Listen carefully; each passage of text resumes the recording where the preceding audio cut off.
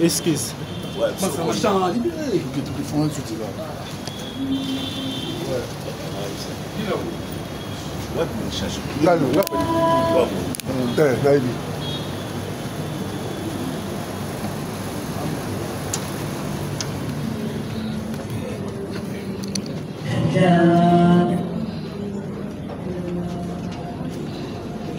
Passage.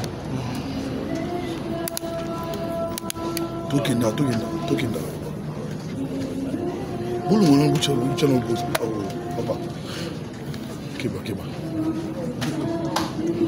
Papa, vous côté. Pardon.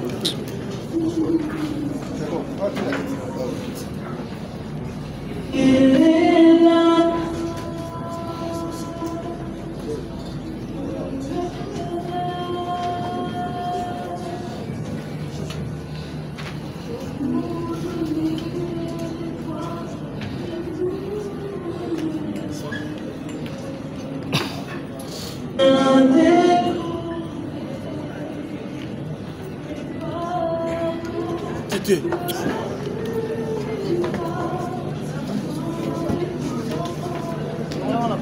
Baba esquisse.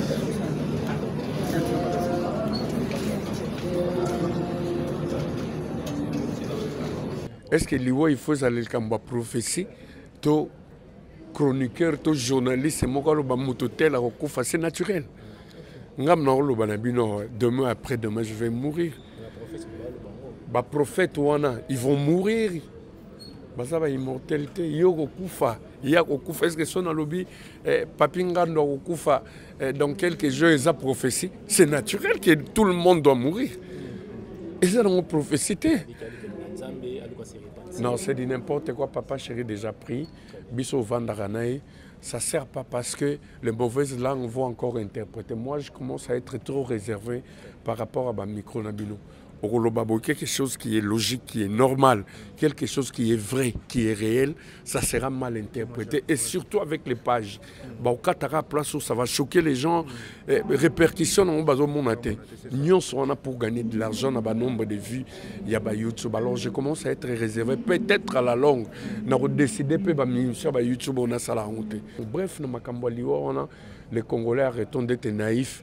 Makambo liwo eza makambo prophétie te, eza makambo te journaliste ndé moko fois loba. Eza péché au Adam na F basala et Dieu nous a sanctionné que moto à un certain âge na circonstance moko quelconque a kukufa c'est naturel. Eza makambo te loba ke moto tel aluke loga nzambe pour liwa ezo guetter c'est dit n'importe quoi. On se reproche de rien.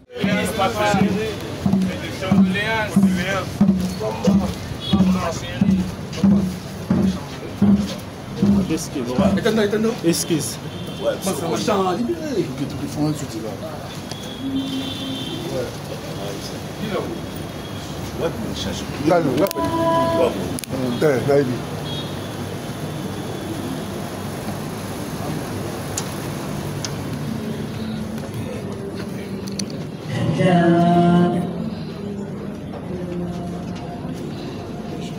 Passage. Tokenda. Bolo mwana bucha no boss. Papa. Keba. Papa, vous côté. Pardon.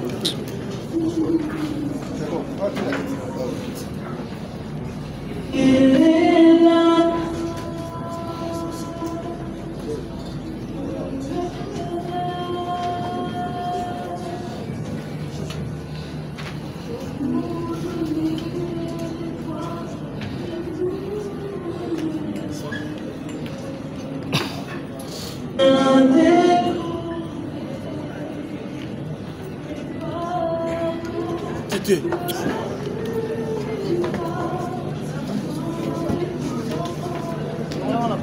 Baba esquisse.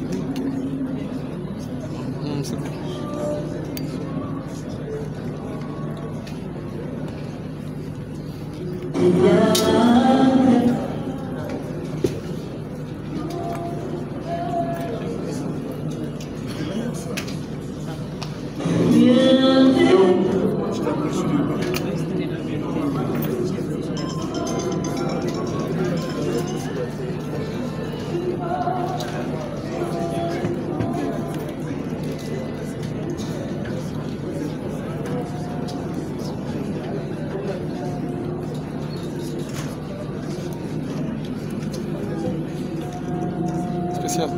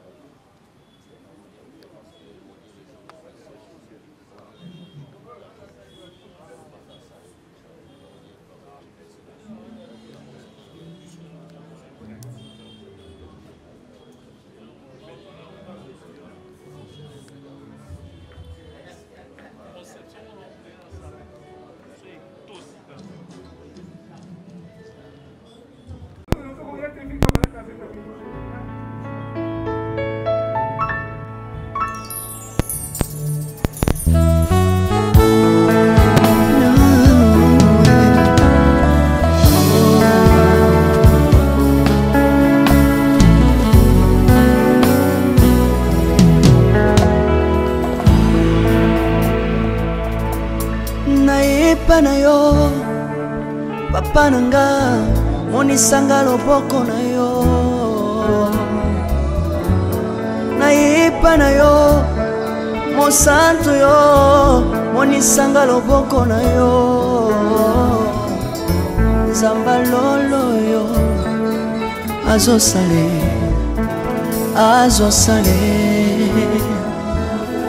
Zambalolo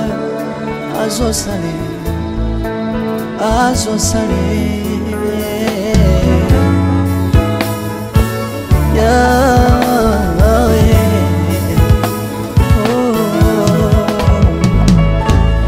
Naipa na yo, papa nanga, monisanga loboko na yo.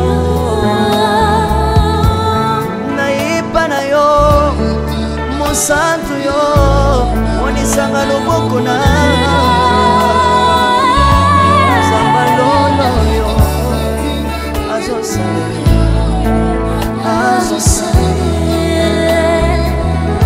Zamagaba sangolwe, azo sale,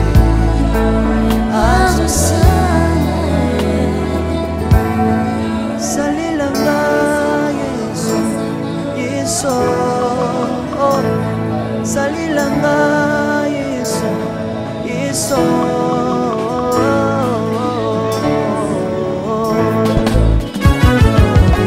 Alléluia. Yesu azala bomba. Komba bana yo Jésus. Komba ba. Tirobo. Yesu na lingina tatona Yesu. Papa na lingina temone sangalo. Napena tatona monsambe na yo sabato. Yoka bosenga nanga zambaka basaye. Yoka shije nanga ye sangalo. Na yena papa sinanga libosabo zambe na yo. Na yena kosanga nanga libosabo zambe na yo. Salelanga Yesu, Yesu. Salelanga Yesu, Yesu. Salelanga Yesu, Yesu. Salelanga Yesu.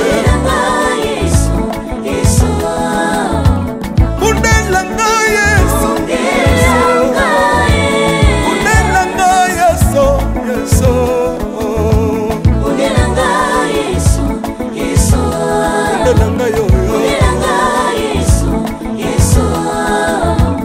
longisanga yeso longisanga yeso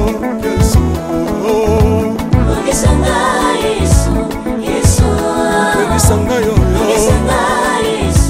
merci Jésus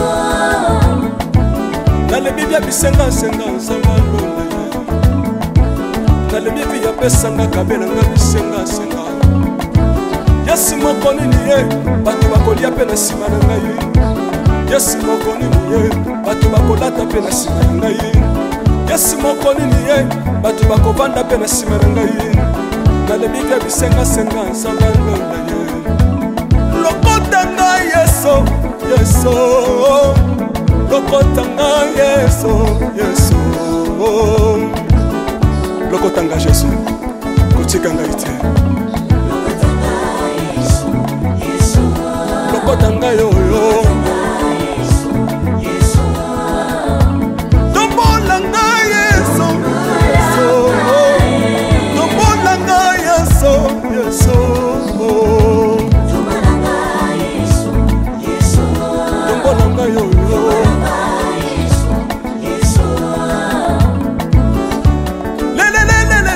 laisse moi fako ensemble na famille ya papa chéri JBP la wenge PCBG pe ba congolais nyonso alors nous allons dire vendredi jour à wana Kinshasa quand nous sommes dans parce que le cimetière lelo biso na Kinshasa la présence ya ba nyonso pour aller là pour partager ma na papa chéri JBP là on peut que leur remercier le français malheureusement on reconnaît les bons amis dans le palais à témoigner parce que d'abord on peut que leur remercier il y a pas eu peut-être dans la misala pour moi SMS appel la présentation à la condoléance avec ce que nous partageons dans le remercier bah il peut bazala di banda pour les bisous sur place matin les amis toujours remercier alors présence papa chéri lelo je m'enterrement papa chéri à Kinshasa invité bateau bien sûr moi na papa chéri le ciel atiki biso papa chéri présence na ye kuna na Kinshasa yo kopesa message mpo bato bacomprendre qu'ils ont besoin tout ce qui se passe dans la rue, tout ce que les gens racontent. Donc, parce que la réalité, ils sont là pour raconter n'importe quoi, surtout dans Msala Nabino. Franchement, ça va pas. Ça va pas, ça va pas. Quand je dis ça va pas, on a au côté en détail. Mais vraiment, c'est plus intéressant, quoi. C'est plus intéressant. Mais moi, on a un papa chéri. Je ne crois pas qu'il y ait un biso news tout au long de assister biso. Bazan a douleur pareil na papa chéri. C'est le plus choqué. Mais s'il n'est pas parti, c'est par rapport au conseil de son médecin. Vu moi je vous dirai tout de suite, ça ne vaut même pas la peine de vous dire, mais je vous dis que santé à papa chéri Zarasso bientôt. Et là, il devait normalement se déplacer pour aller sur place, mais le médecin a ébissé vite ton état de santé. Tu ne peux pas prendre l'avion, aucun sur place, au mon accord, il y a mon anayo. Je ne te conseille pas, organise funérailles Awa. C'est pareil. Océane est parti, on a encore besoin de toi, reste sur place. Voilà pourquoi on a tout organisé ici. Mais Mouto Aleki n'a pas si. Koleka, maman nae, to papa nae, azate. Alors, écoute la Kibino Sangweli, Océane à niveau ya poto. Oui, on a écouté à Paris. Et papa Cherazali en Afrique du Sud, quand on est dans le Banao, Santéné peut permettre de sauter. Maintenant, il y a des vacances. Avec des vacances, ça c'est déstressé, à zone en forme, à préférer qu'en Afrique du Sud. Et les jours où il est arrivé, le lendemain, il y a une nouvelle, il y a une séjourné en Afrique du Sud pour regagner la capitale, nous aussi on a fait pareil, et surtout que mission de service dans les acquis juste pour 6 jours, donc j'ai respecté. 6 jours après, dans la zone Mboka. Alors pour la banquette, pour le qui va au sala, surtout dans le éclairci bateau, pour bazo talabiso, on peut comprendre vraiment l'IWA, il y a océan pianaté, il y a accident, tout y est, dans l'explication surtout mon qui, tout y est dans prince il y a quelque chose là pour na côté ça la musculation. Alors banquette on a déjà moni mouton tout à qui est. Ça évolue, ça c'est pas à notre niveau, c'est au niveau de la police française. On est basala la banquette na bango. Mais c'est déjà passeport, comment dirais-je, identité à moi, porte-monnaie, et puis libérer corps pour les funérailles et les enquêtes continuent. Nous, à notre niveau, on ne sait rien dire, on ne sait rien faire, tous aller là-bas. Mais tout ce qu'on sait, que c'est des pays développés où ils appellent que tant on va vendre les enquêtes, finira toujours par trouver une solution. J'ose croire que la personne là, où il y a tout à qui on a retrouvé puni quoi. Alors présence il y a Batou Banda veillé, Batou Congolais, Bazo Lemba Papa Chéri, ata problème avec Papa Chéri, Bazo participer kaka na baliwa Batou nyonso parce que Batou tout Baouti ko fana BCBG c'est bien Zulema et puis le lopé Océan Piana, Batou Bazo pe sa force courage, les baza message nous opé ça bango. Artistes et musiciens. Si ce n'est que de remercier les artistes en général. Dans le baki l'IWA est naturel. Donc, l'agenda il y a 17 ans au Botamara, nous avons déjà inscrit l'agenda le jour où nous allons partir. C'est seulement que l'Inga bande kumingi ndeto koma kosala illusion que l'IWA ezalaka pona bapaya ezalaka pona bisote. Mais en réalité sur l'année mututu alinga kokena paradis, mais bizarrement mutalinga kokufate. Donc, ouais, Moutali Kokufate, Malinga qui est des paradis. Donc, c'est la loi de la nature. C'est comme ça. Moi, je crois que pour ceux-là qui croient que c'est des signes indiens des Olandabiso, ça n'a rien à voir avec ça. Nous, on s'est dit, même de Kalingalia Moutou, il faut que Dieu puisse permettre. Donc, ce qui nous a permettre de Moutakendarate, seul il y a mettre à temps dans circonstances. Yem tapé sara, yem retirera. Dans la circonstance, sur Bible et il faut tout rendre gloire. Toujours rendre gloire. Maintenant, c'est notre fille qui est partie. Ce n'était pas de notre volonté, malgré les mauvaises langues. Moi, je dirais tout de suite, Papa Chéri a succès, Papa Chéri multimillionnaire, Papa Chéri charroi automobile, Papa Chéri des maisons partout. Il a cassé la baraque partout, il est passé. Il n'a jamais sacrifié. Et aujourd'hui, pourquoi il va sacrifier? Pour avoir quoi? Parce que rêve nyonso oyo mobali à la ranango, il a rempli ça ba rêve wana. Et il ne force plus rien. Il est naturel. Si ça marche, ça marche. Si ça marche pas, ça marche pas. Aujourd'hui, c'est aujourd'hui ndé au sala ba sacrifice, c'est des mauvaises langues, il y a on a le baki presse na bino. Apparemment, c'est des intérêts égoïstes. Vous n'êtes plus là. Bossala Moussala na bino d'orthologie poussé bino pour booster les artistes. Mais apparemment la presse, surtout le chroniqueur, les émissions YouTube, et comme que j'étais ma peau de banane pour faciliter la chute et bateau, c'est plus intéressant quoi. Mais bon, nous on calcule pas, on est clean, on se reproche de rien, donc seul Dieu sait quoi. Okay. Merci beaucoup. Merci. Moi, question vite fait. Depuis 2025, il y a trop de morts dans la BCBG. Yo, moi, personnellement, tu te dis quoi ton mon approche et surtout les lots, moi, personnellement, vous avez mis le bilan. Naïf jusqu'à ce point. Est-ce que l'IWA, il faut aller comme prophétie, to chroniqueur, to journaliste, c'est naturel. Demain après-demain, je vais mourir. Les prophètes, ils vont mourir. Ça va immortalité. Est-ce que son lobby, Papingando Kufa, dans quelques jours, ils ont prophétie. C'est naturel que tout le monde doit mourir. Ils ont prophécité. Non, c'est dit n'importe quoi. Papa Chéri déjà pris. Biso Vandaranaï. Ça ne sert pas parce que les mauvaises langues vont encore interpréter. Moi, je commence à être trop réservé par rapport à ma micro Nabino. quelque chose qui est logique, qui est normal, quelque chose qui est vrai, qui est réel, ça sera mal interprété. Et surtout avec les pages. Au Qatar, place où ça va choquer les gens, répercussions on va monter. Nous sommes pour gagner de l'argent, on a un nombre de vues, il y a YouTube. Alors je commence à être réservé, peut-être à la longue. On a décidé que YouTube on a ça la honte. Je préfère encore Ndena Badaka à la genèse Moussala Nanga, ok na okaka na RTNC, au pied nos programmes, point barre, parce que ça sert à rien. Ça sert à rien. Vous tendez des gens des micros avec votre façon de faire. Les choses, ça nuit maintenant dans la relation et à bateau.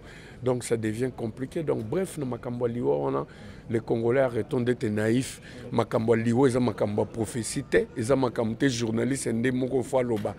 Ils ont péché, Adam na F Basala. Et Dieu nous a sanctionné que Moutou à un certain âge, dans circonstances quelconque, à Koukoufa, c'est naturel. Ils ont makamté à Rolobagé Moutou tel, à Loganzambe, pour Liwa, ils ont guetté, c'est dit n'importe quoi. Voilà, merci beaucoup, Jory Poto Kabouanayo. Donc, si j'allais achever mon idée dans le sens où Papa Chéri Banzela, wana, ayebi na ye angote.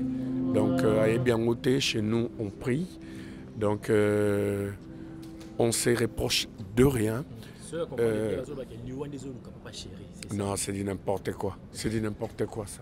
C'est du n'importe quoi. Balobaka waki ceux qui abimissent l'album naïe à Okufa, abimissent l'album à Koufi. C'est du n'importe quoi. C'est la salade, c'est des petites discussions du coin de la rue que nous on ne peut pas calculer. Voilà, Bafano, pardon, Bafano Balingara, Moussala et Papa Chéri, Bazilaka, est-ce que le concert est bel et bien en date et Zala qui est au moins changement pécoté? Mais moi je crois que l'endroit n'est pas approprié pour qu'on parle du travail. On le fera un peu plus tard. Donc, la semaine prochaine, on va répondre avec les activités et là, je pourrai vous dire quoi. Merci beaucoup. Merci mon frère.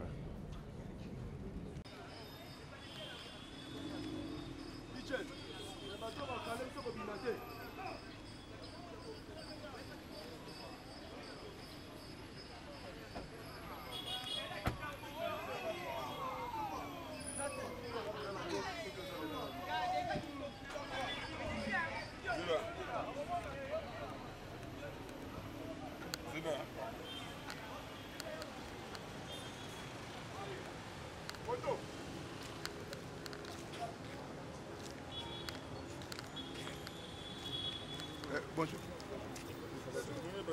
C'est le bandi qui nous a commis. On a la tanaoya. C'est le bandi déjà.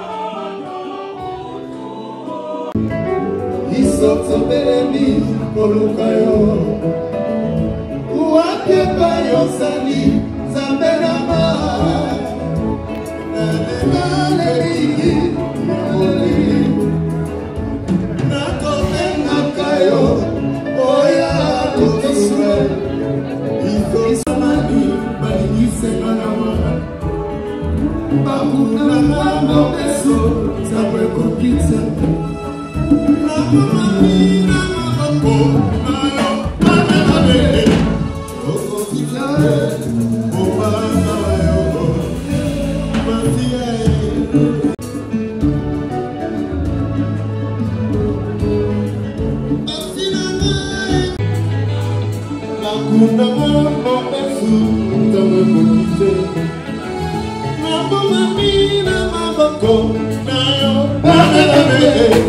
Mokosi zabe, kobanga wayo, masia ikumala gara, sena yami.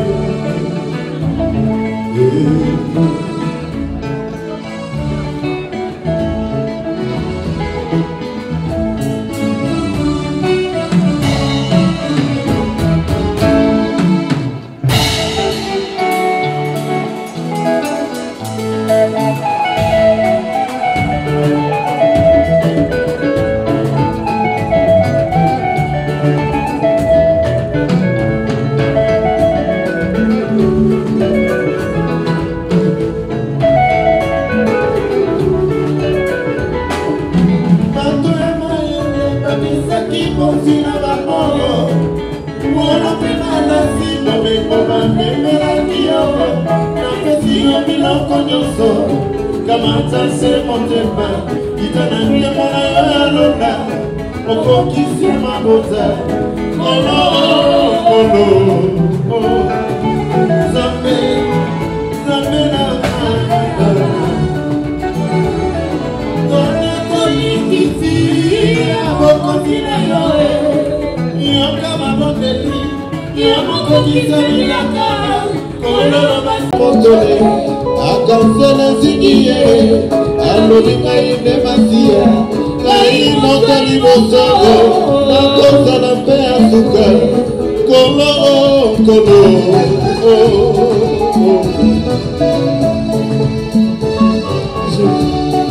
Olope malasi, bomingo bamemelaki yo, napesi yo biloko nyonso, kamata se motema, kitanake mpona yo ya lola, okokisi ya mabota, kolo,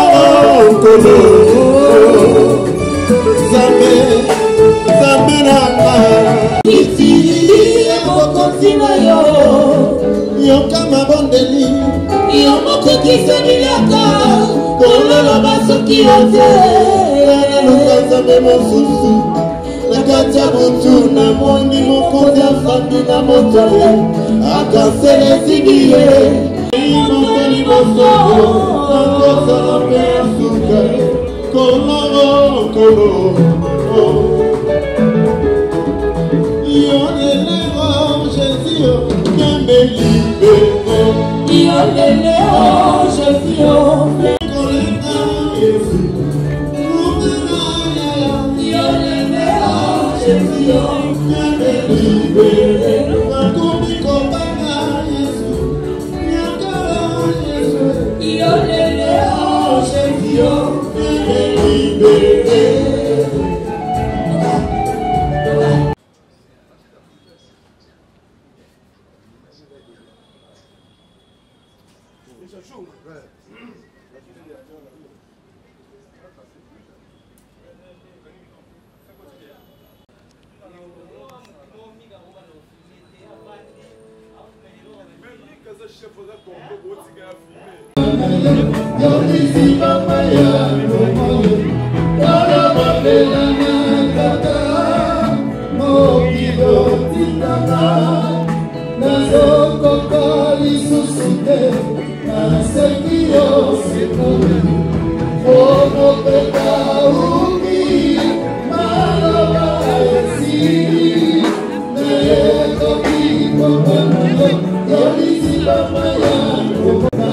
Dios,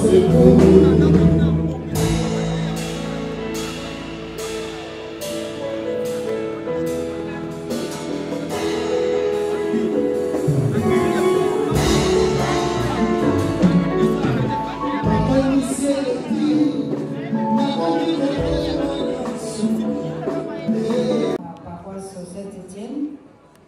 Sima ya misa maiwana ile kozonga awa na sa pambate tozali na père Louis Goli, curé ya paroisse Notre-Dame ya Fatima, ye mpe lokola akosambela na libota bainazwami na kisasa oyo akobondo na manso na ndenge Océan Piana atiki biso mpe baokinga ye lelo oyo na linyeni ya mpenza manaka bazali militaire toyei kosangana mpo ya kolela mwana elongo na mongoti wa ye misa makobanda sika nsima na yango nde tosali misa ya biso oyo na ndenge bokoko ya biso ekosengaka nsima yango mwa kopo tosomotola moto azwi mpe tokabwani.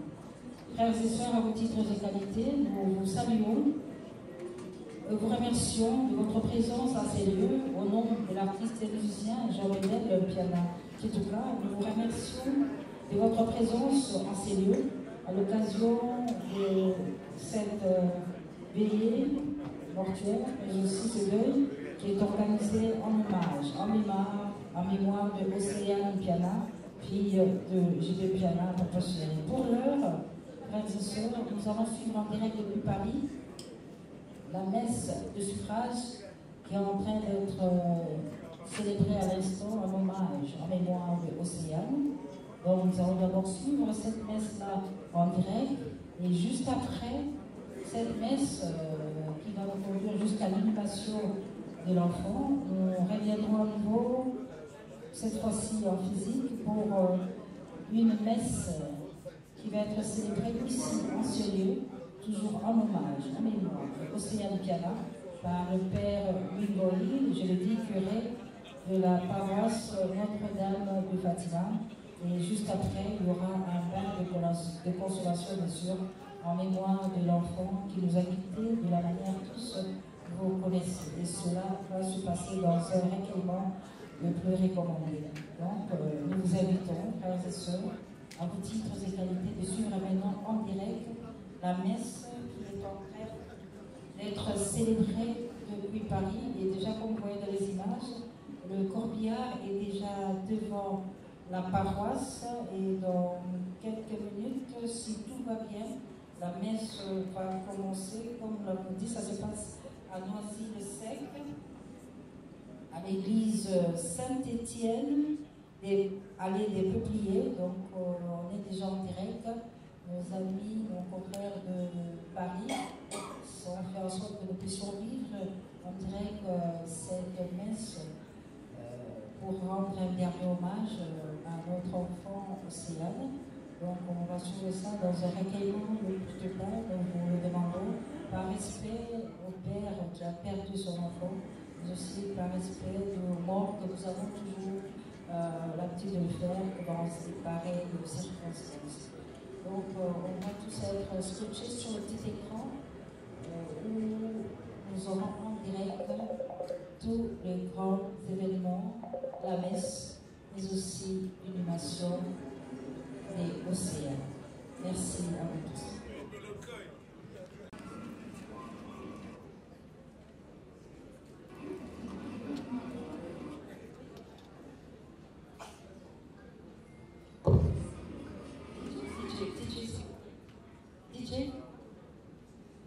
DJ, pour nous aussi, ceux qui accompagnent cela par une messe, comme par une musique de fond, comme les amis de la carte église catholique, comme ce qu'on disait, il y a les centres de l'église à l'église.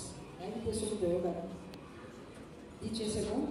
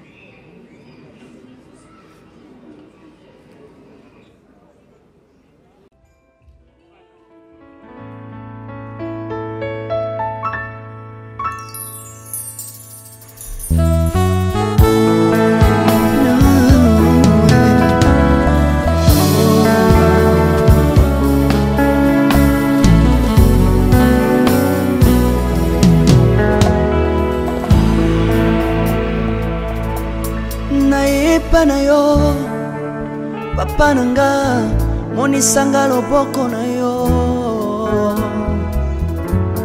nayepa na yo mosantu yo monisanga loboko na yo nzamba lolo yo azosale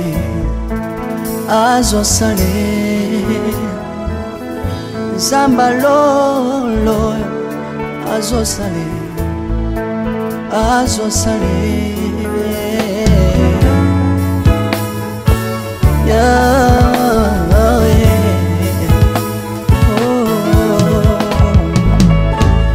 nayipa na yo papa nanga monisanga loboko na yo nayipa na yo mosantu yo monisanga loboko na nzamba lolo yo azosale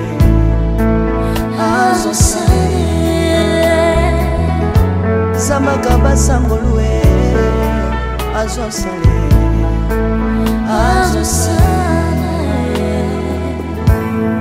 salilanga Yesu salilanga Yesu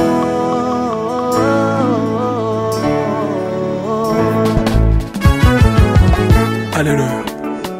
Yesu azana pamoja. Naomba maana ya Yesu. Kumbamba. Chirubu. Yesu na lingina tachola Yesu.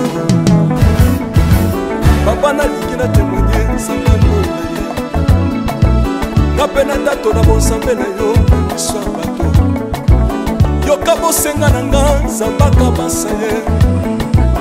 Yoka shije nanga ye sambalo na ye. Na ye na babasi nanga libosabo zambe na yo. Na ye na kozanga nanga libosabo zambe na yo. Salelanga Yesu Salelanga Yesu Salelanga Yesu Salelanga Yesu Undelanga Yesu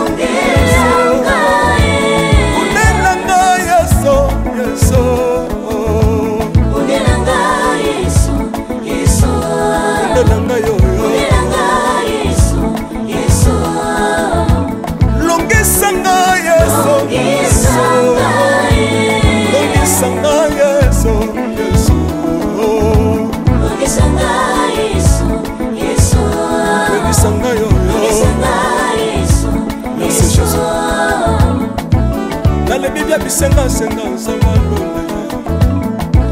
na lebi bi yapesanga kabela nga bisenga senga Yesu moko nini ye batu bakolia pe na sima na ngai Yesu moko nini ye batu bakolata pe na sima na ngai Yesu moko nini ye batu bakovanda pe na sima na ngai na lebi bi bisenga senga nzamalo na ye lokotanga Yesu Lokotanga Yesu Lokotanga Yesu Kotikanga ite Lokotanga yoyo Tombolanga Yesu Tombolanga Yesu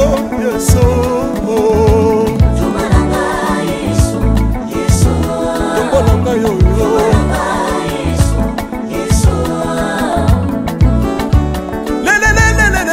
Sawa fako sawa fako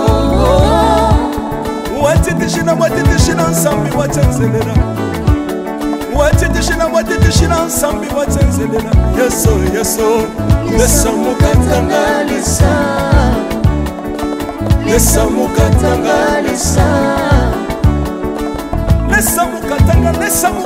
ye lesamukatanga lesa Alléluia chirubu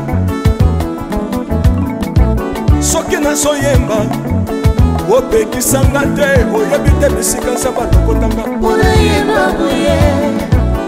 soki nakoma kosambela sambela opekisanga te oyebi te bisika nzambe azwanga unasambela ye soki nakoma kobinabina opekisanga te oyebi te makambo nzambe asalelanga unabina ye nzambe nazobinela aza nzamba bosolo oyo naza koyembela yende nzamba libela nzambe nazoyembela aza nzamba bosolo oyo naza koteya yende nzamba libela lelelelelele nalingi mobala oyo nalingi mobala oyo yesu aza nzambe ayoki bosenga na nga nzamba kabasa ye ayoki suje na ngai ye nzamba ndonda ye nazalaka lokate apesinga lopango natambolaka makolo lelo nakomi na motuka ngai oyoyo nazalaka kobala te lelo apesinga libala apambolinga yeso yeso apambolinga yeso yeso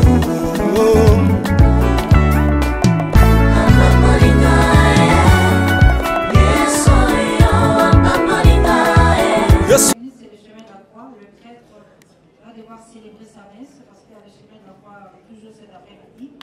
La messe va commencer dans quelques minutes et la chorale qui m'ayant occupé déjà en train de s'apprêter pour se préparer à cette Eucharistie.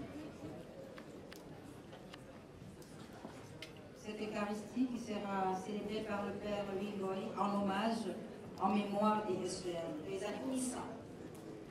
Misa ni kusambira makaukazi ya Eglise Santo Katolika ukasema kusali makawa na huya ndoa oh nyosho kusali makati Eglise kusali makawa sangwa zani beba Kristo ya makatolika pia baliba susu ola tazana bukeli boso misa ina konsami kwa fondo mulimu ya mwana seya trepia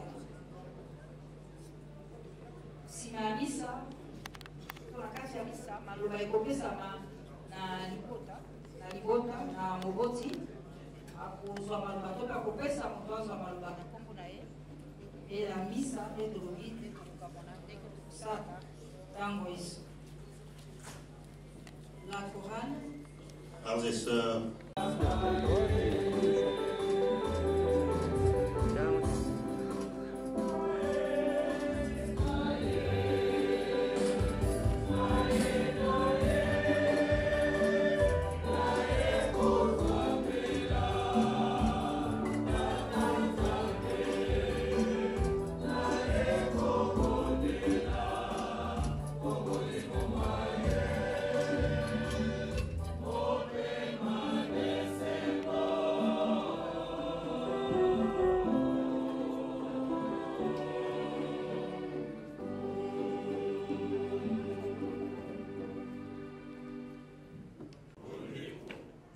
Frères et sœurs, nous voici réunis autour de la famille de notre chère sœur Océane Viana qui nous a quittés tragiquement depuis le 22 mars 2025.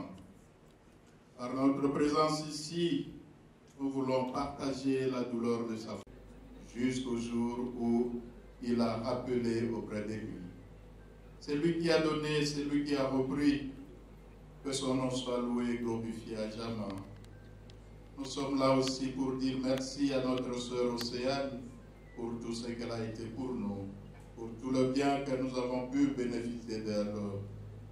Nous prions afin que le bon Dieu lui pardonne toutes ses fautes et lui accorde le repos éternel au ciel. Prions aussi pour la famille si durement éprouvée, le président Jean Bédel, tous les siens, afin que Dieu et sa parole soit leur source de consolation et de réconfort. Que l'amour du Seigneur apaise la douleur de la séparation. Pour la toyebi bandeko toza bato batao bato bamasumu yango wana yango te tobanda losambola biso tondima bosoba mokonzi te tosalaki mabe toboya mabe mana po te toboma kolia na motema molamo lipati ya mokonzi. Nandimi te nasali mabe o miso manzambe wa bokasi bon masengisi mangai solo na limite na salimabe yango wana na kobondela ngondo mo Santo Maria banzelu na basantu banso na bino bandeko banso bosambela mokonzi po ya ngai nzambe wa bokati.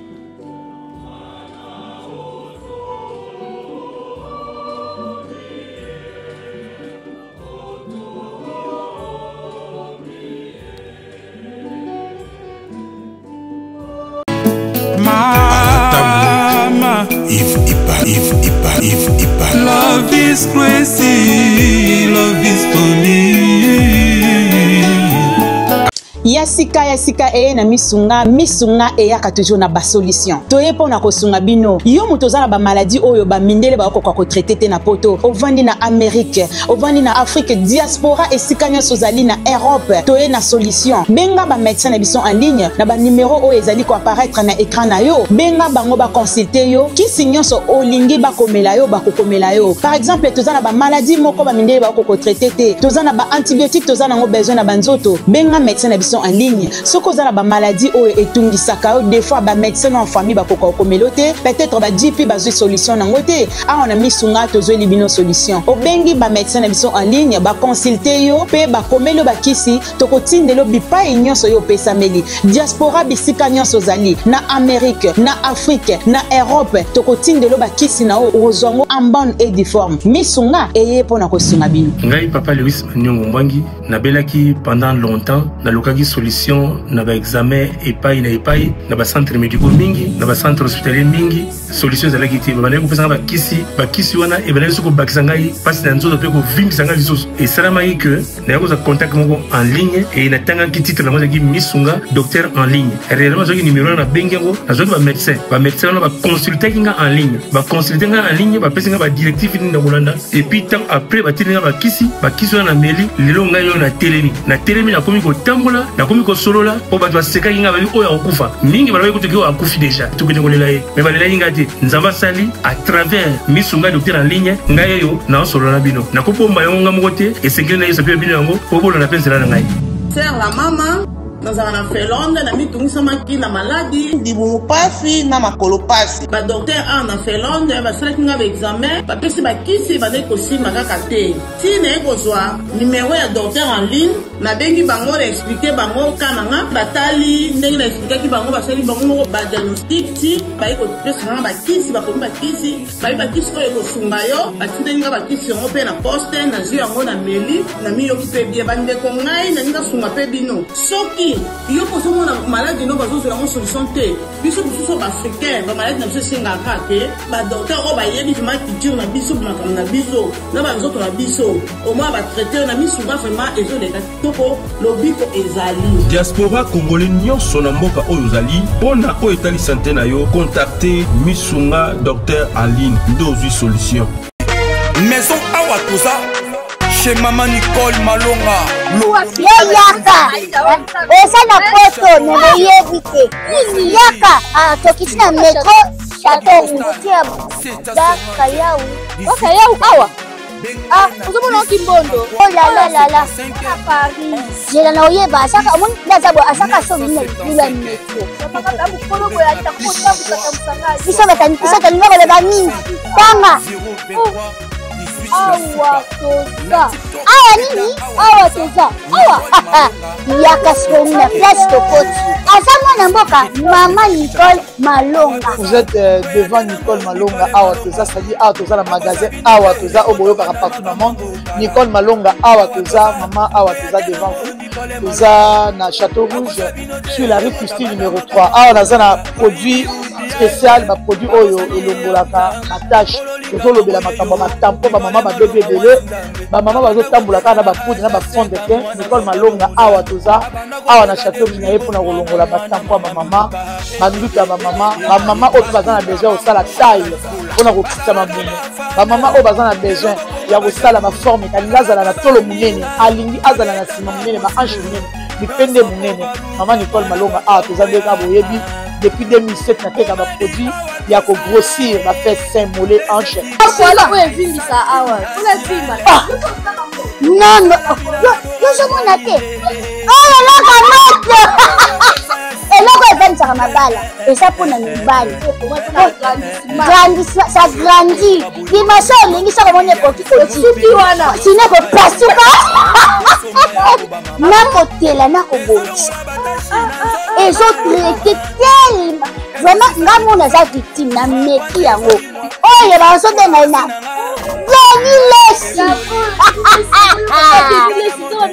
Lesi yeyo azobongisa loposo baproduit toteka yango légalement na magasin ezosalama na laboratoire mondele awa na poto tozoteka yango légalement. Je pense que omoni ndenge eza na barayon eza eloko moko ezosalama naturellement, ezali baproduit authentique esalama naturellement sans aucun produit néfaste.